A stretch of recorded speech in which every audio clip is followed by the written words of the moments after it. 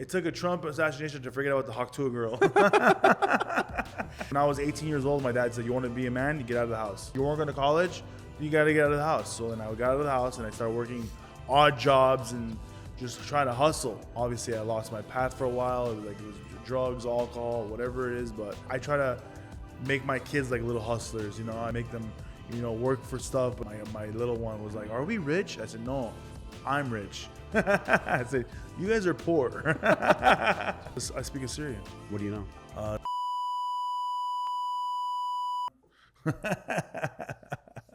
Coming up as a young comedian, I was physically abused by another comedian. Like hit in the face. slapped In the face. for what? Probably because I was too good. Yeah, I remember when I first was coming up. I'm half Armenian, half Mexican. I'll sell you a cell phone, but I'll steal it right afterwards. I'm half Armenian, half Mexican. I sell oranges out of my Mercedes.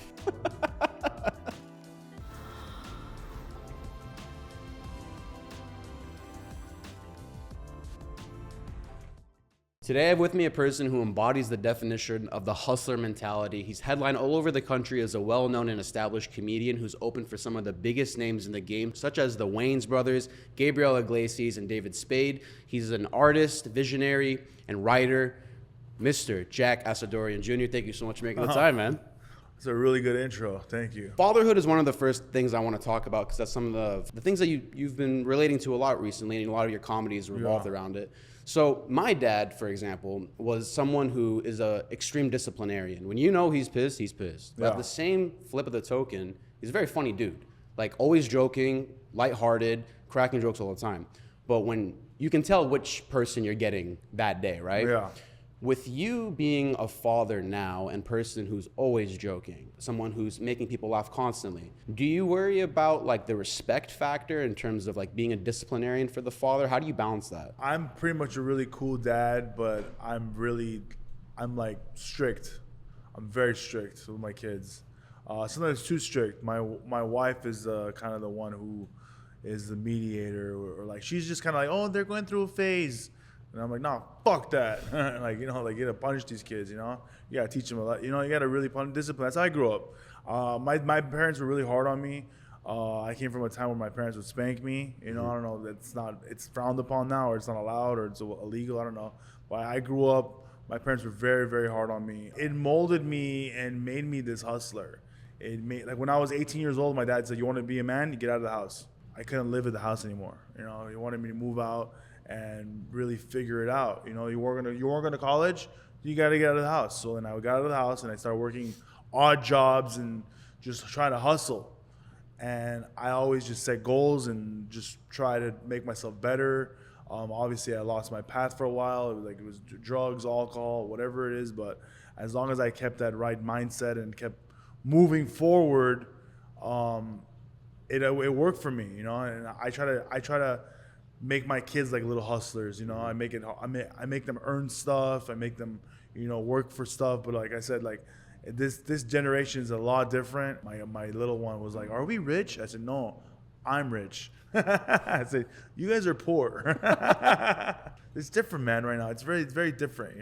So something you just said that there's the actor, I think it was Daniel Craig that said it. He goes, "My kids are not going to see a dime of my net worth." Do you have that same mentality where it's like they need to get their own dollar one day, or do you want to pass the things that you created down? Well, no, I'm kind of building a legacy, and I'm trying to like my ultimate goal before I turn 50, which is in 10 years. I want to buy a home for each of my kids and put it in their names. That's beautiful. Yeah, but like not in LA. Like I'm talking about I just bought my second home in Arizona. Congratulations. Where at Scottsdale? No, Laughlin. Okay. What's the Bullet City. Okay. So there was my bunch of Armenians invested in a bunch of homes there, and they got me in on it. I want to leave something behind for all my kids. Yeah. Not just the videos, not just the comedy, all that. I do take my kids to the shows. My sisters didn't approve of it as a very young age. Like, oh, they're too little. I go, man, they see worse stuff on TikTok, Yeah, I mean, you can't. At least you know what's going to be said at the show because you're curating it, you're controlling it versus what they see on social media. But one more thing to harp on before we move on.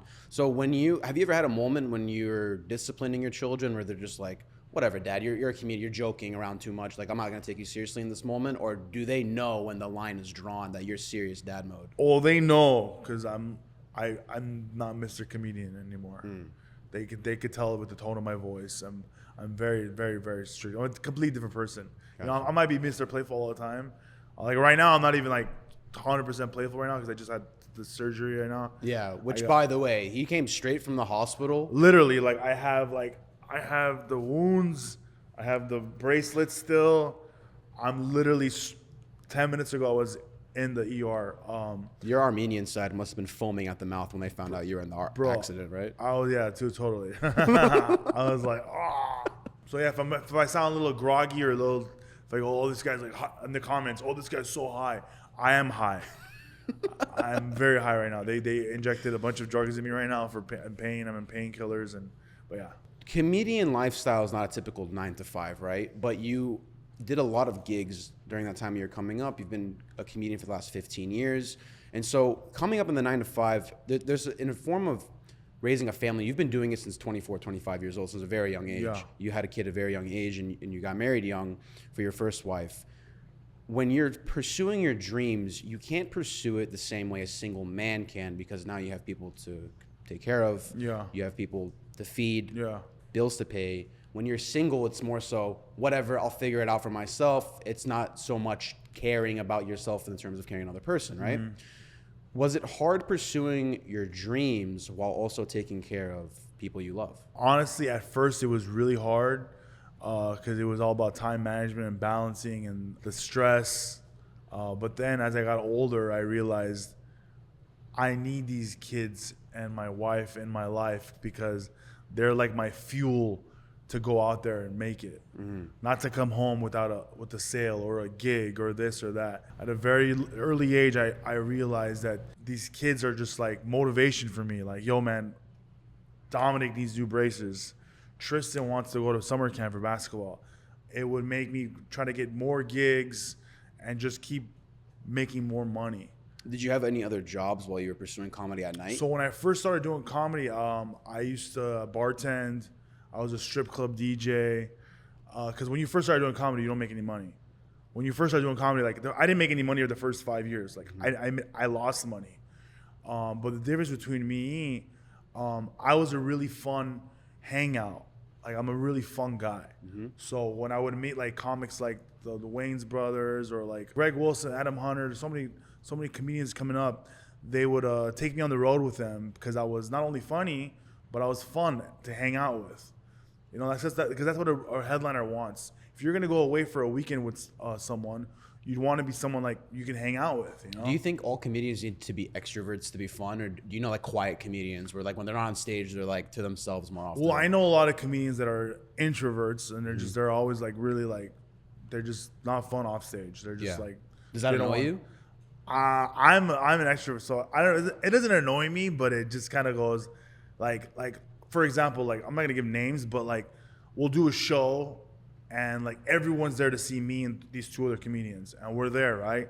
And the show ends and these two other comedians don't want to go meet everybody.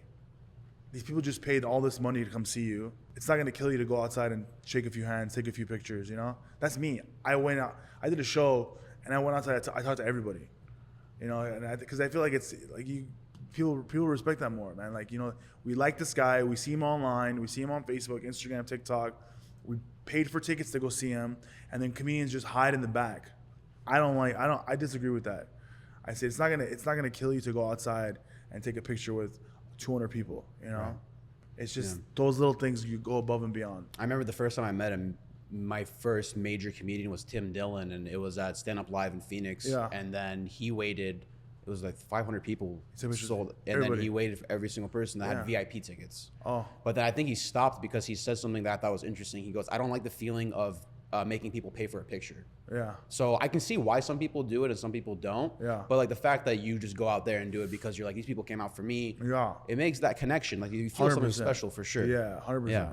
So your crowd work is really good, man. Thanks, and I'm not just saying that because you're in front of me right now. It's actually really good. There's always something new and fresh to look at. And sometimes I clench my fists when you're making your jokes, ready to swing on your behalf. Because I'm like, you say some crazy stuff where it's like, someone's gotta attack you or say something to you, man. Do you ever get like crazy clapbacks from some of the audience members? Like, no, I'm sick of this. You can't talk to me that way, or something. Have you ever had an altercation? I remember one time I called this girl like a bitch. I can curse in here? Can I curse? Yeah, do whatever you want. I call this girl a bitch. I'm like, what's up? What the fuck, bitch? What? And this guy gets like, goes, don't call my girl a bitch. And I said, I didn't call her a bitch. I called her a bitch. The way you say it. Yeah, that's why I say it. So it's I've gotten some, but not that crazy. I kind of warn everyone before the show starts. Like, I'm not your average comedian. Like, every time I do a show, before the show starts, I go, what's up, guys? How you guys? Thanks for coming out. If it's your first time seeing me, just want to let you guys know I'm not politically correct. I might offend you guys. I might come at you, but just this is all fun. And if you're not feeling for this, you could just leave right now. But isn't it crazy as a comedian, you have to manage people's expectations that are coming to a comedy show? Yeah, man. The world has changed and everyone's gotten really soft, man.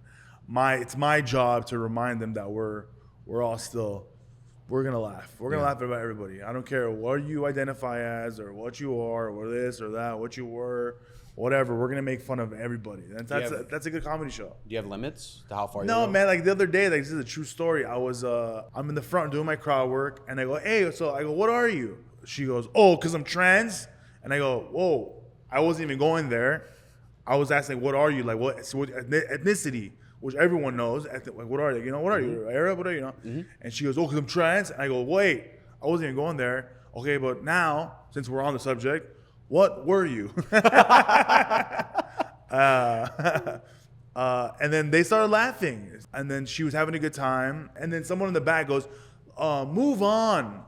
And I go, oh, why? I said, you want me to move on? She goes, no, I love it. Roast me. And I said, okay. I go, so what were you? She goes, oh, well, I had tits and I chopped them off. I go, you murder. And everyone's laughing, everyone's having a good time. And I go, oh, so you want to be a dude? She goes, yeah. I go, oh, okay. But I said, but you're never gonna be able to do dick pics.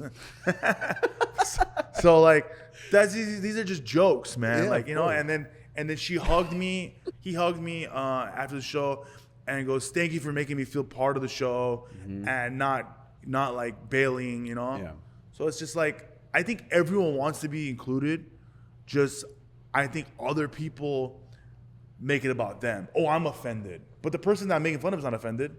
Why are you getting offended? Plus, no one was talking to you in the first place. Yeah, exactly. Right? You just want to be part of, it's just, yeah. Well, it's also an interesting thing where it's like the human inclination is to be loved and admired by a lot of people, right? Yeah. But what they're doing in the crowd, especially if you sit in the front row, is you're paying money to do the opposite. You know the potential of being made fun of. Yeah, and I charge more for that. To be a VIP area, VIP right? front row. Yeah. You want to be front row. Yeah. Okay, you're gonna be part. You're gonna be on a clip probably gonna post you. But you are going to be vulnerable, and I'm gonna make fun of you. So do you think it's because they're gonna get the recognition, like their 5 seconds of fame, because they sit front row? Because like it goes against all human nature to be like, I want to be made fun of on purpose. I think people just like my humor, and they want to be part of the show. I've had some people in the past go, I sit in the back, and it wasn't as good as when I sat in the front, and I go, okay. Well, that's because people like being involved, like up close and personal. I started doing some LA shows where it's less, like only 50 seaters. That way everyone feels included. Yeah. I feel like when you do big shows like theaters and all that, like you just kind of like, if you're not really paying attention, like you just kind of you get lost. Yeah, I hate it because the comedian can't hear on the stage. Yeah. Like I was at a Mel Sconco show and there was a fight that broke out on the balcony. Jeez. 5 minutes in, he didn't even know what was going on because he's so far away. You can't see it. The spotlights are blinding you, and it's so far away. And there's people having conversations while the show's going on. It's just such a big place. I only go front row when I go to comedy shows. That's the only way to do it. It's the best way. Yeah. Do you, as a comedian, have a desire to be loved and admired? Or do you not care about other people's opinions? Do you just go and do your own thing? Oh, okay. So this is actually pretty funny because I'm very sensitive, bro. Like, if someone's mad at me, I need to find out why and figure it out and piece it up right away. It really hurts me. Even when comments, bro, when people on YouTube or this, that, people, oh, this guy sucks. And I DM them, why do I suck? But then it got so like, it was too much time consuming. And then I figured out about robots and bots, all that. Like, it's not real. So it's, how hard it is to convince a robot to love you. Well, I saw a dude arguing with person with 0 followers and no profile picture. I was like, bro, what do you think you're gonna switch this person's mind? Yeah, totally. Yeah. Yeah. So okay, you're a very sensitive person. Do you think you get that from your parents, or is that something that you developed on your own? I have no idea, honestly. I think I'm just very sensitive. I'm kind of girly, man. Like I grew up with 2 sisters. I never had a brother. I grew up. My sisters. I guess that makes me like, super sensitive because of my sisters. Do you think that makes you a better father? Maybe makes me a better lover. I don't know. I think I have a lot of work to be a better father. I think I could be a better father. I feel like since with comedy, I'm always on the road, traveling a lot. I miss a lot of events, but I do try to be there with the kids as much as I can. And I want to be a better father. That's one of my goals, my vision board right now, is to be a better father. I want to be able to make enough money where I can be able to take my family with me to all my shows. That's the ultimate goal. Right now, I travel a lot by myself. I take the family out on like a couple trips with me and a few shows. But the ultimate goal, like I still want to continue to tour, but I feel like having my kids with me, present, and my wife with me would be a huge plus for me. And I feel like it would bring us closer together as a family. Because, like I said, like I'm gone every single weekend the next 3 months. Yeah. So that's the hardest part about it. That's beautiful. That's exactly how my father was. My dad used to tell me and my brother, he was like, if I could, I would have brought you guys to my wedding. Like, that's the way my dad is. He brought us everywhere, even up until I was like 21 or 22. I had to go to every event they went to, every vacation. And you guys have a very good relationship, right? Very good relationship. You and your brother, he's my number dad, one. He's my number one superhero. And you guys are Assadourian, right? Assyrian, yep. Assyrian, yeah. Well, we got also my dad's quarter Armenian. No way. So we got Armenian in us too. Awesome. Yeah. So I can make the Armenian jokes. Don't get mad. I speak Assyrian. What do you know? Zia huerta silali shaktanta. Era. You're basically fluent. I know. Shlamalo. Ana bayan dem kek mina era. Bazazo gurele. Eru surele. Who taught you these things? My best friend Vincent Oshana. I'm subtitling all of that. Yeah, I know a lot of stuff. So you and Vinny are close? Me and Vinny were very, very close for like 13 years, but then he recently moved to Florida. Yeah. And he's he's crushing it. Killing it with Patrick. He's killing it with Patrick, so very happy for him. Yeah. So you guys both came up in the LA sphere. So we both came up together, like literally. He was like we saw each other every day. Unfortunately, both our best friends, close friends, passed away in 2021. Was this the fentanyl situation? Yeah. The ironic thing, I have fentanyl in me right now from the shot. I was like, what? The doctor's like, we put fentanyl in you. I said, I don't want that. But my friends passed away, and then Vinny got offered this thing with Patrick. I was telling him, like, bro, go. This is awesome for you. So he went, and he's killing it. And then my career took off, and then it's weird. It's cool to see your friends win, So it's cool that you guys both came up yeah, at the same time together. Yeah, and I'm very happy for him and for all my friends too, like that are doing well. Like, he's just like I know a lot of comics that are just always hating on each other and like, how do you get that? How do you do that? I just like, oh, dude, like I realized when you waste time hating on people, you don't get nowhere, man. You don't get nowhere. That's actually interesting you say that. I have a question about that mentality of comedians because, for example, I notice a lot of comedians, they like to bring up and help people who are aspiring and coming up, especially when they made it, such as yourself. Like, you, for example, you giving me the time of day to do this even after you had a surgery or a hospitalization. But at the same side of the token, or other side of the token rather, I've noticed a lot of comedians are jealous and envious people as well.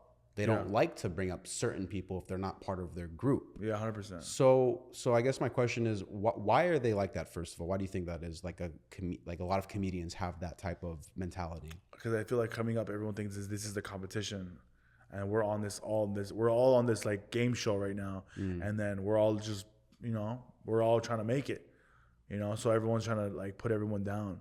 But if you look at my track record, I've helped so many comedians come up. One, I'm a father, I'm a coach, and I like teaching. Anyone that's ever asked me for help, I've always helped them. Yeah. Helped them whether it was writing, booking, how to get booked, just anything, man. I feel like if you pay it forward, When I came up, bro, I was when I was coming up as a young comedian, I hated on a lot. People were mean to me. I was physically abused by another comedian. Like hit in the face. slapped In the face. for what? Probably because I was too good. Were you opening for them? I was opening for them. They were headlining. And it's just sad, bro. It's just really sad. I remember one comedian told me I was opening for him at the Laugh Factory in Reno, and he goes, "Bro, I didn't come here to work so hard. You'll take it down a little bit. Why are you crushing?" And it's like that kind of stuff is like, because that's what I'm here to do. I'm gonna crush it. That's a loser mentality. Yeah, I want to crush it. Yeah. And then he called the owner and told the owner I shouldn't be featuring anymore, which was kind of a cool compliment. Like he wanted me to excel as a headliner. Yeah. But yeah, it depends on how you see it. Where you know. So that's interesting that you say that, because Rogan would bring on Joey Diaz on the road with him to make him better, because he would say Joey would be a better opener than Rogan's headlining sometimes. So it forced Rogan to be better. Yeah. You actually know Joey personally. I love Joey. You've been on his podcast in 2017, The Church of What's Happening Now. And he said on that podcast with you, which is exactly what I was talking about earlier. He saw that you were coming up. This was about 5-6 years ago, 7 years ago. Like 8 years ago, yeah. And you've been in this game for 15 years. You've been open about how you were struggling the first 15 years. And like now your career is finally taken off at a really awesome level. He put you on that huge platform and was bringing you up. Yeah. He also said the first 2 years, his face would go red when he would start to bomb. Yeah. And he said, when your face goes red, the audience can see that. Yeah. And that's when you lose them. He goes, it wasn't until around the 6-year mark when I was able to make sure my face didn't go red when things were going wrong. Yeah. For you, did you have any tales where people were like a poker match where they're looking at you like, is this guy bombing? Is he screwing up right now? Or did you never have any of those signs? Yeah, I remember when I first was coming up and I would do like, cause back then I was like, I'm half Armenian, half Mexican. I'll sell you a cell phone, but I'll steal it right afterwards. You know, I would do that. And I was like, I'm half Armenian, half Mexican. I sell oranges out of my Mercedes. I was, I was like, it was very like one-liner. Mm-hmm. It didn't feel like a conversation. It was just really like boom, boom, boom. So if I did a joke, I did one of my one-liners, like one of my stories. Like I have a joke, I haven't done this in 13 years. Dude, I've been dating this girl and like, you know, like she's so bougie, but like she's so dirty. Like I would go to her house and like it'd be like empty pizza boxes everywhere, dirty dishes in the sink, and her floor was disgusting. But before I would come in, she's like, "Can you take your shoes off before you come in here?" And then I was like, "Bitch, you want me to clean your floor with my socks?" But I would do a joke like that and some people wouldn't laugh. Yeah. And then I would get nervous and that's when I would start rushing. That was my tell. When you started rushing faster? Like, but how about this one? That was like my tell back then. So what did you like remind yourself? No, slow down. No, it's like slow down. Yeah. And I take in the silence. I love it. Because right now when I do a certain joke right now and someone's not having it, you just hear ooh, groans, this, that. And I love that. Because if I can make the entire crowd groan, that means they're all listening. That means I'm gonna get them with the freaking knockout joke, next joke. But that just takes practice, man, and time. Like you're gonna find, it's all about finding your voice. Back then when I first started, I didn't have a voice. I was just me, just repeating jokes. You could do that. You could just read this, and you're just reading jokes. But then now I'm just comfortable in my own skin right now. Now when I go on stage, I have nothing prepared. I write jokes in my phone. It'll come naturally, and that's it. I just literally that's like all day long. I'll take my kids out, we'll go to the park. My wife's here, she'll tell you. Like I'm always on my phone. I'm always writing notes. I'll just see something, Asian guy in stroller. I don't know, I just see things, Mexican Home Depot workers, like just Assyrians. Look at this. This looks like with scary. Small bultos, yes. Yeah, with the white guy there.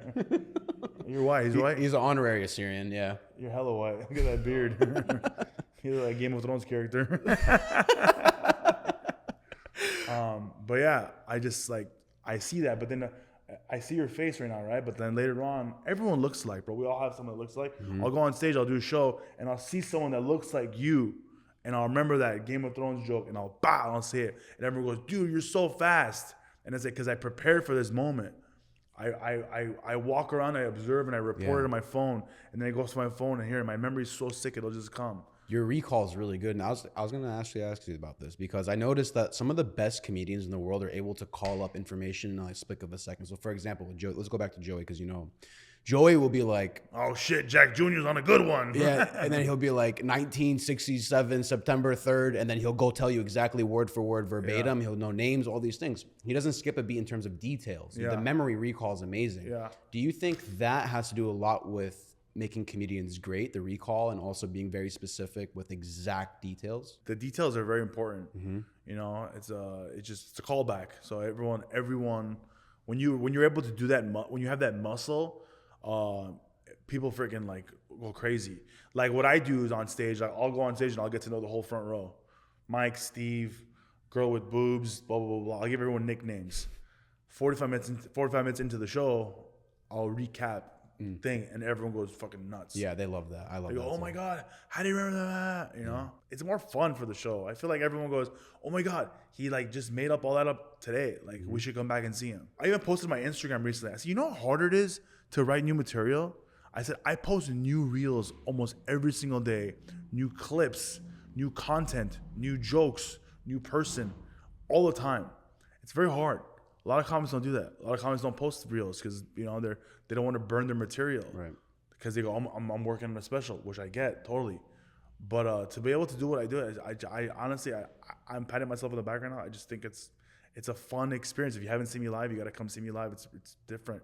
And what's cool about my set is that I talk about our culture, you know, being Armenian, I'm being Mexican, I'm married to a Filipino, my friends are white.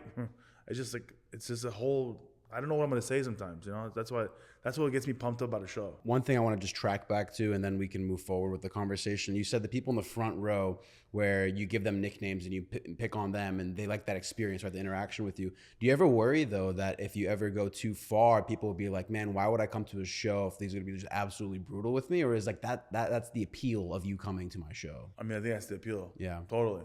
I feel like the people that get offended are the ones that were invited by a friend that wanted to come see me. Okay. So the true fans will come for you. Yeah, and then all, hey Steve, you want to come? And then no, Steve's gonna get it. Yeah. Like the other day at a show, I posted a reel. One of my fans brought two of their white friends. I said, "Say fuck turkey." Oh yeah, the chemical engineers. Yeah, chemical engineer. You know, and it's just funny.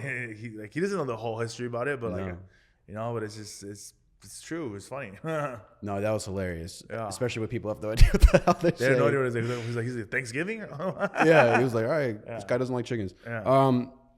You do a lot of bits about your family because it's very relatable. Yeah, everyone has a family. Yeah. And so I have always been curious in terms of, because now you have a son who I believe is 16. He's a mid-teenager. And so he has a phone. He has social media. He has friends that probably know who you are. The communities are tight-knit here.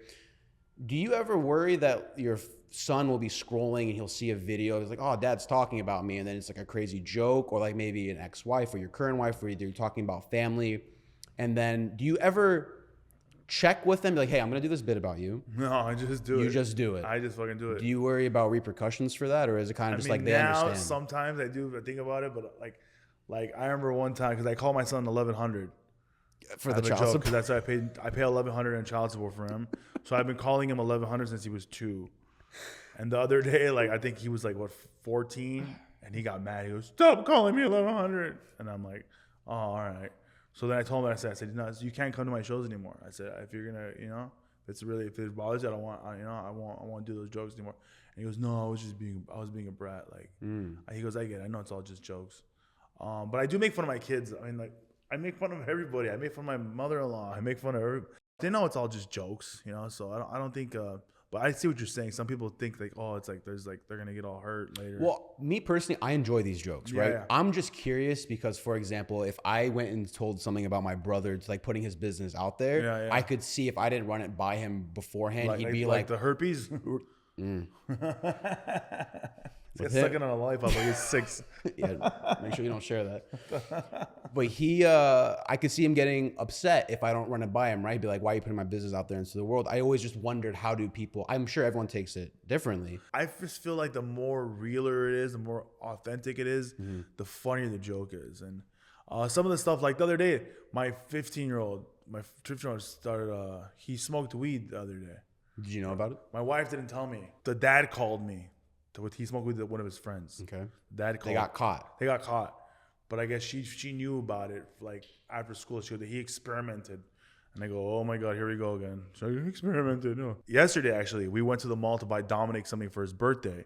And Tristan came. And Tristan's the one that smoked weed. Mm-hmm. And then I know Tristan loves vinyl. And like, he's really old school, likes the Doors, Ramones, like Deftones, all that. He's very like me, music-wise. Mm-hmm. And we went to the store. We're looking for a gift for Dominic.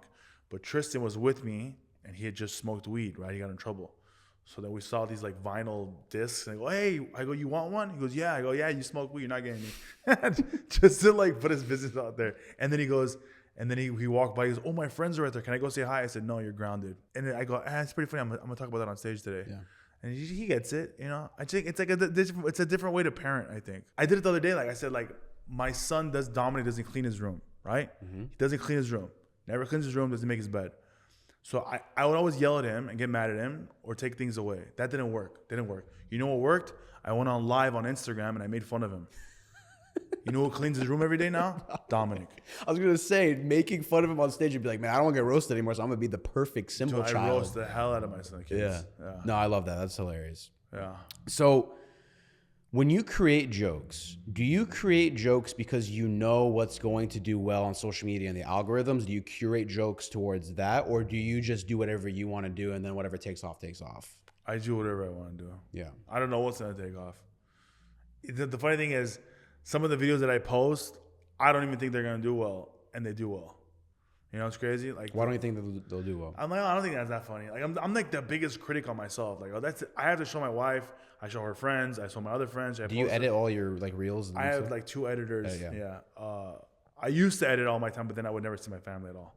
Oh, I see. It was time consuming. So I said I'd rather just pay someone, and hopefully these reels do well enough where I can pay the camera guy and everybody, because all this is expensive, bro. The lighting, this guy's useless. I don't know about this guy, but he's just sitting there with a monster, getting kidney stones.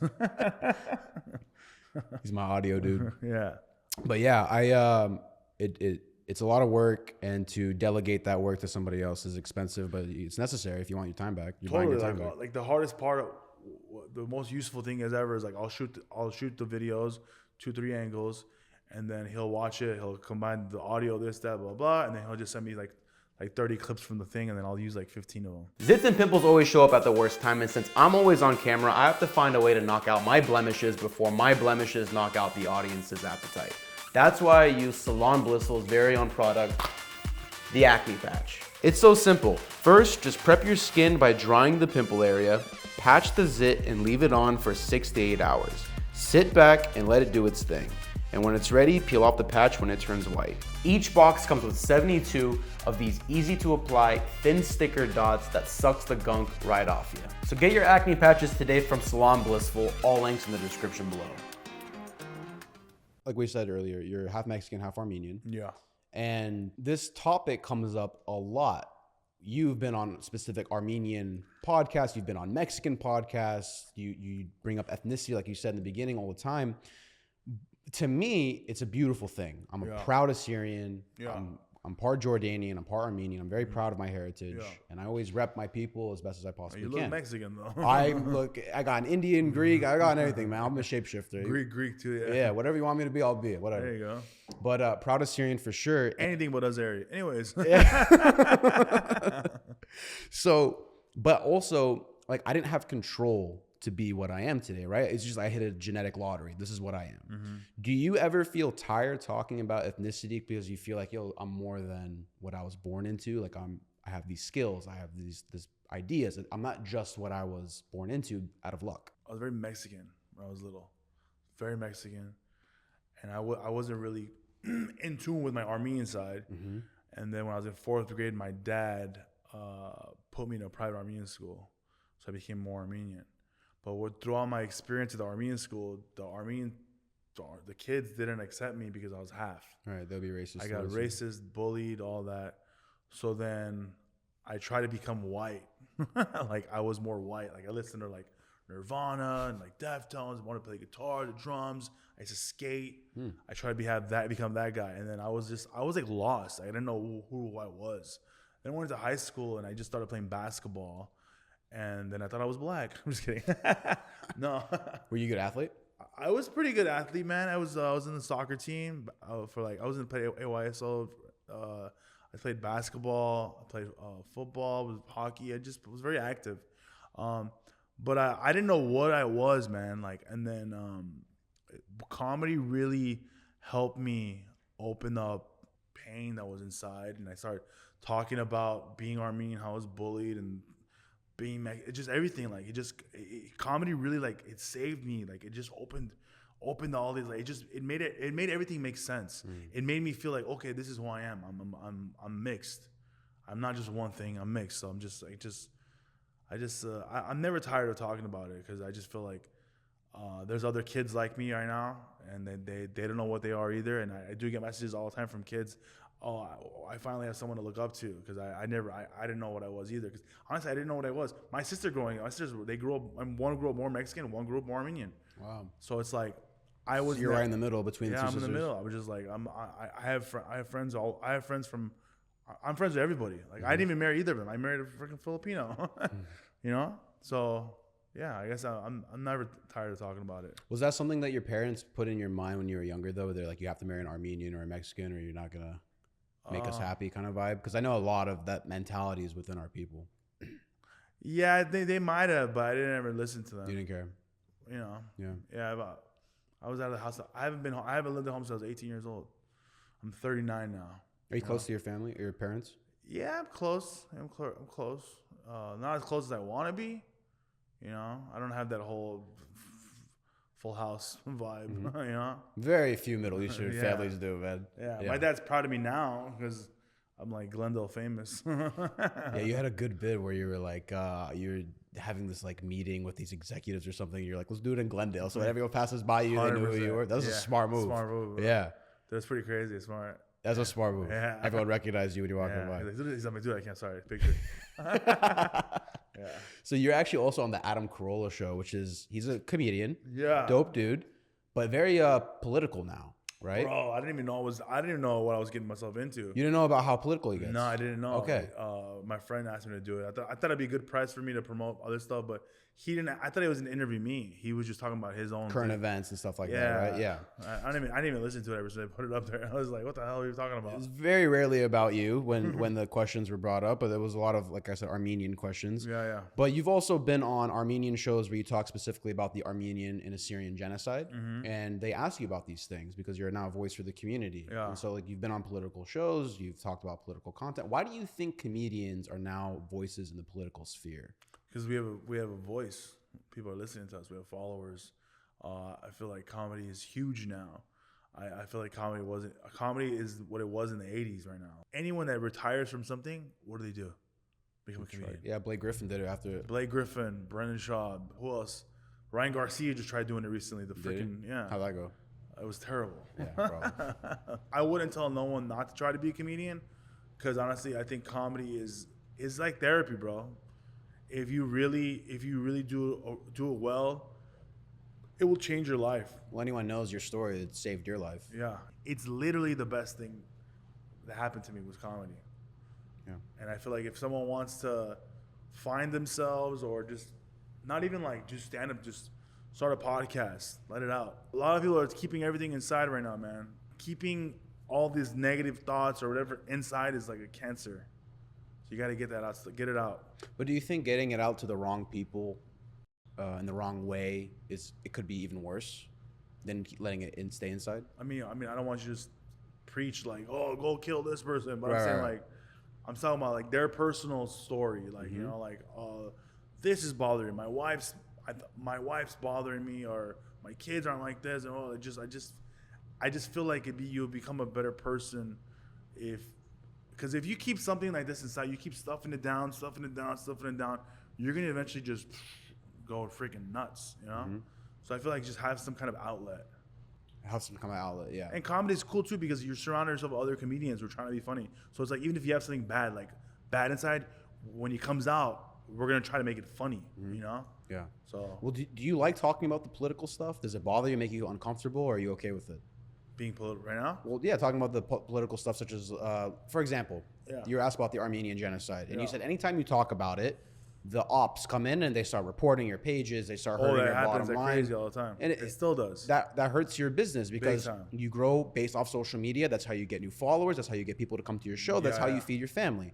So does it deter you from talking about politics? Does it make you hate politics, or are you okay with it? So specifically with the Armenian stuff, after the 2020 war, when we still kept losing land and Artsakh and all that stuff, it was just, I couldn't sit back and perform and not talk about it. I just felt like the little Armenian kid in me was like, yo, like we went to Armenian school, we learned all this history is repeating itself, genocide, people are dying, and I just felt like even the smallest platform that I had, I felt like I could be a voice. And like it was weird that like none of the news outlets were showing anything, and I felt like it was my job to spread awareness overnight. One day I just became that guy. And then I thought about ways to helping, and I started doing comedy shows, and I was donating money to organizations that was sending money to Armenia. And then I think last year I donated over $25,000. Wow. You know, and I'm still involved in the community. I still do fundraisers. I did like 3-4 this year, and I think I've become a voice. People listen, you know. But like I said, sometimes the Azeri and Turkish robots harass my page. I get shadow banned. I remember for a while, like I would get like millions of views on my videos, and then I remember one morning, 600 views, and then people were messaging me, I don't see your videos. I'm like, what the hell? So how do you get out of that? How do you fix the shadow ban? I just kept posting over and over and over and over and over and over. But yeah, my page is like on thin ice right now, dude. It's like, dude, if I say anything like F, anything, I get flagged like crazy. So do you ever worry about losing that page if they keep reporting and trying to get it down? Yeah, that's why I've minimized the posting. I've done a lot of editing too, where I said stuff, but I changed the captions, just like loopholes, you know? Yeah. I've blocked the Azeri flag off my page. I had to, which is crazy. Yeah.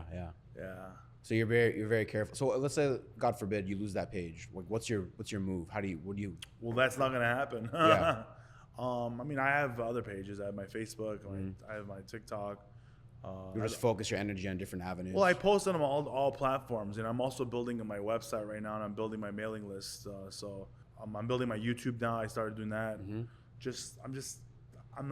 I'm not worried about the negative. I'm just gonna keep it positive and keep it going. For sure. You know? Yeah. I was curious about that because I've seen. But I don't like saying that because I don't like putting it out there. Yeah. I feel you. Law of attraction, baby. I like to look at groups of people's characteristics, right? Like, why does that group all share that same quality? Like, they say you rub off by the 5 people that you associate with, you become like them, right? Yeah. You read Think and Grow Rich, one of your favorite books. And so it talks about the law of attraction there and manifesting all these things. Yeah. And so we talked about how you're on Joey Diaz's podcast. Yeah. We talked about how you're on Adam Carolla's podcast. Some of the biggest names I could imagine. You struggled for 15 years, and all of a sudden they see Jack Jr. going on these huge shows, opening for these big names. Now you're a headliner. Now you're going on tours, and they get all this jealousy, right? And the simple question would be, how do you handle jealousy? But I want to take it a step further. There's someone similar to you, and let me preface by saying this. Your parents own the Ha Ha, which is a very famous comedy club since since 1988. Yeah. And they would say things such as, you're only doing this because your parents are in it, you didn't do it yourself, you're not that funny, blah, blah, blah. They would give you all the slack, right? Which I don't agree with. There's someone similar to you who had a similar upbringing, and his name is Pauly Shore. And Mitzi owned the Laugh Factory. Comedy Store, thank you. And he would have the same thing. Your mom is the legend, you're just someone like that. So my question to you is, did you ever, when I need something from somebody or want to learn something, I go to a person who's been in that position. I actually talked to Pauly. You got advice from him? I didn't get advice. I just kind of we talked on the phone for a few minutes. I was trying to pick his brain. He's like, yo, buddy, you're me of the valley. That's pretty much what he said. I go, yeah. So no words of wisdom, not a handle situation. No, because I already asked. I did my research. I asked around. He had the same from what I was told, don't quote me on this, but someone told me that he had a problem performing at the Comedy Store a lot too, because he got the same what you just said. So he went to the Laugh Factory a lot. So and then he worked there and vice versa. I don't know, but he did great. You know, Paulie's a legend, and he's dude. If you haven't seen any of his movies, man, go watch Encino Man today. Encino Man? So haven't seen it? No. Bro, it's one of the best movies ever. Okay, right on. You have to watch it. I'll look into it. Do you want to maneuver into that movie? That's sphere? the goal. Yeah, my ultimate goal. I want to be an actor. Why? That's just been a dream of mine since I was a kid. I grew up watching like Three Amigos, Father of the Bride, Steve Martin, Chevy Chase. These guys are like Martin Short. Those guys are just super funny, man. Yeah. I've always wanted it. Like I've been dabbling in the writing world. I wrote a couple of pilots, scripts. I'm just always trying to make myself better. Every day. That's why I agreed to do this podcast, because, you never know. It's just we could spark something right now. We have no idea. True. Also, it's also about giving back too. I remember a time where no one wanted to interview me. Now that people want to interview me, why not take advantage of it? Did you ever view yourself as your own superhero? My own superhero? Yeah. No. Who's your superhero? My superhero. Oh, my parents. My parents came to this country with nothing, dude. They worked all these jobs. My dad used to be manager at Chuck E. Cheese. My dad is the manager at Arby's. My mom was a secretary. She was like a florist. They had a dream, built a restaurant, became a comedy club, and literally immigrants, and like forbidden immigrants, like the Armenian and Mexican, like back in the 80s was like what, like families not approving. They took took a chance, man. It was something really special that came out of it. They worked their butts off, and they own a comedy club that's like one of the top comedy clubs in LA. Yeah. Well, you view your parents that way. Do you think your children view you the way you view your parents right now? I don't know yet.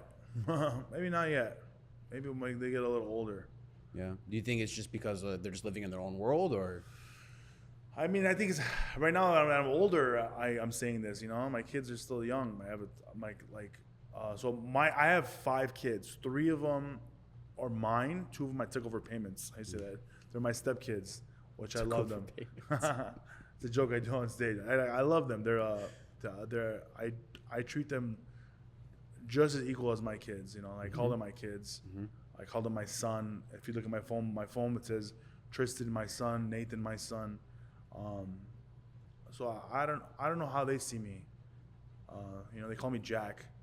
So we'll see. Hopefully, in a few years, we'll get the dad title or something. Yeah, it sounds like it's important to you. Very important to me. So, we're all our own hero in our own story, right? We're all trying to achieve something. We go through the plots and the arcs and the character development. Yeah. When do you think you'll start viewing yourself as your own hero in your own story? Well, right now, I think I'm. I don't know. I just think at the very end, the hero always wins at the end. I don't know. I think right now, I'm just a regular guy trying to take care of my family. I'm a regular guy trying to make it. I'm never if you interviewed me 10 years ago and said, "Oh my God, how do you feel your career is right now?" I was like, "Oh my God, you're killing it." But right now, I feel like I want more. Yeah. I'm never gonna reach that goal. I'm never gonna. I just feel like I'm never satisfied. So I feel like in order to be a superhero, you need to be like, I saved the world. I'm good. I'm done. So I feel like the way I'll be a superhero when everyone's taken care of, I guess. I don't know. You're a very family oriented man. Your goals are always surrounded by your family. Yeah, I like that. Totally. I like that. To wrap this up, I'm 24. Yeah, you look 46. You at 24 had a very difficult life compared to me. I would say I had a very square life, right? Parents were always there, went to college, graduated at 22, the master's degree, got a career right off the bat, make good money. Now I can go and do these things right now, right? I haven't had too many. I've had my fair share of challenges, but not like how you had a kid at 24, divorced, your kid was taken from you, and very interesting backstory, right? Very different. You had suicidal thoughts at one point, comedy saved your life, and you're going through these things, and you struggled for 15 years to become a comedian. Now you took chances doing shows. I remember this one story you were telling, I believe it was with Joey, where you were doing a commercial shoot that you weren't even supposed to be at, and the guy was like, your name's on the list, and you were like, no, and then you just finessed your way into it, right? So my question is to you, talking to a 24-year-old kid, what advice do you have for me? What do you think, what chances do you think we should be taking now? Talk to the younger crowd. You tell me who your friends are, I'll tell you who you are. So surround yourself with winners. Surround yourself with people you can learn from. Take as many chances as you can. Stay away from drugs, alcohol. Stay away from freaking girls. Like, you know, like, you're gonna meet a bunch of people in your life, man. You're gonna meet so many people, and you're gonna take, like my dad always says, take what's good from that person and leave what's bad. Take what's good, leave what's bad. Take what's good, leave what's bad. Gather as much knowledge as you can. Read books, man. I watched Shark Tank like crazy. That was like my school, like the last school I did, Shark Tank. I watched every season, you know, and like take care of your health. That's the most important thing, health. I wish I took care of my health when I was younger, but you know, I was young and stupid. You know, I try to talk to my kids about that. Health is the most important thing. Smoking, the vaping, the drinking, drugs, depression, and all that. You know, it's crazy how people always go, "Oh my God, I'm so depressed," and it's because of all these other things. You know, try to make yourself happy. Enjoy the small victories. Like right now, this is the victory. We did it good today, right? We did it good today. Clap it off. Stop trying to be someone else. You know, don't hate on that person. Applaud them. You know, these are the things. These are some good things I've learned in my 39 years. And I wish I knew all this stuff when I was younger. You know? Jack, thank you. Yeah, thank you, bro. I appreciate it, man. Thank you. Cool. I'll start crying.